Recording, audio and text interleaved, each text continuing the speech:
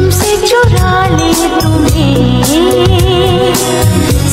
বন্ধুরা দুর্দান্ত রেসিপি নিয়ে ভাত খেতে বসে গেছি বড় মাছের মাথা দিয়ে। কে কে পছন্দ করেন? আসসালামু আলাইকুম, সবাই কেমন আছেন? আশা করি সবাই অনেক বেশি ভালো আছেন। তো চলে আসলাম সকাল সকাল ঘুম থেকে উঠে একবারে ডাইনিং টেবিলে দাঁড়িয়ে থেকে আপনাদের সঙ্গে একটু ভিডিওতে কথা বলতেছিলাম। আর আজকের ভিডিওটি অবশ্যই দেখতে থাকুন, অনেক বেশি ভালো লাগবে। তো আজকে সারাদিন কি করছি না করছি সবকিছুই কিন্তু আজকের ভিডিওতে আপনাদের সঙ্গে শেয়ার করব। অবশ্যই আমাদের সঙ্গে থাকুন আর দেখতে থাকুন। তো রান্নাঘরে যাব, রান্না করব। তো চলে এসেছি রান্নাঘরে, দুপুরের রান্নার আয়োজন শুরু করে দিয়েছি। আজকে মাছের মাথা দিয়ে মুড়ি ঘন্ট হবে মুগের ডাল দিয়ে। তো এই তো এখানে বড় একটা ব্রিগেড মাছের মাথা নিয়েছি, ভেজে নিচ্ছি।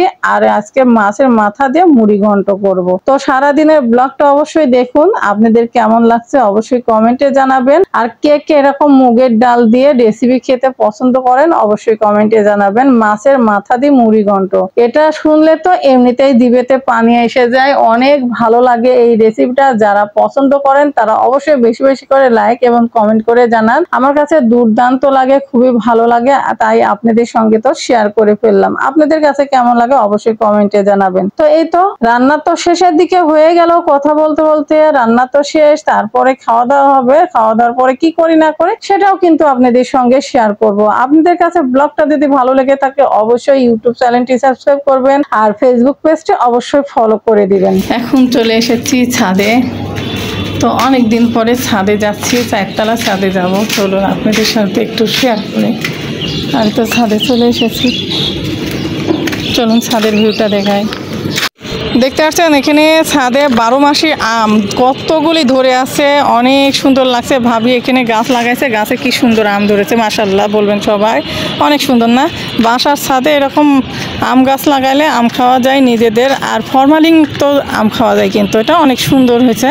আর আমগুলির কিন্তু কালারও এসেছে অনেক সুন্দর, মাশাআল্লাহ মাশাআল্লাহ। যাই হোক, গল্প করতে করতে রান্না কমপ্লিট, খাওয়া দাওয়া শুরু হয়ে গেছে দুপুরবেলা। আর এত বড় মাছের মাথাটা নিয়ে নিয়েছি আমি খাবো বলে, তো দেখা যাক খেতে পারি কিনা। তো যাই হোক, এখানে মাছের মাথাটা নিয়েছি, দুপুরে খাওয়া দাওয়া শেষ করব। তারপরে বিকালবেলা কি করি না করি সেটাও আপনাদের সঙ্গে শেয়ার করব, অবশ্যই দেখতেই থাকুন। আর যেহেতু ছাদে এসেছি অনেকদিন পর, একটু হেঁটে হেঁটে ঘুরতেছি ফিরতেছি। আর এই যে ড্রাগন গাছগুলি দেখতেছি, ভাবিদের ড্রাগন গাছে অনেক ফুল এসেছে মাশাআল্লাহ। যাই হোক, আমরা সবকিছু দেখলাম, ঘুরলাম, কিছু সময় কাটালাম, গল্প করলাম, খুবই ভালো লাগলো। তারপরে এখন সন্ধ্যা লেগে আসছে, ঘরে যাব। ঘরে যাওয়ার পরে একটু বাইরে যাব, বাইরে থেকে কি নিয়ে আসি সেটা আপনাদের সঙ্গে শেয়ার করব। যাই হোক, বাইরে গিয়েছিলাম, মেয়ের খুব মিষ্টি খেতে মন চেয়েছিল, তার জন্য মেয়ের জন্য কিছু পছন্দ মতো মেয়ের মিষ্টি নিয়ে আসলাম, রসমালাই নিয়ে আসলাম আর বরফি নিয়ে আসলাম।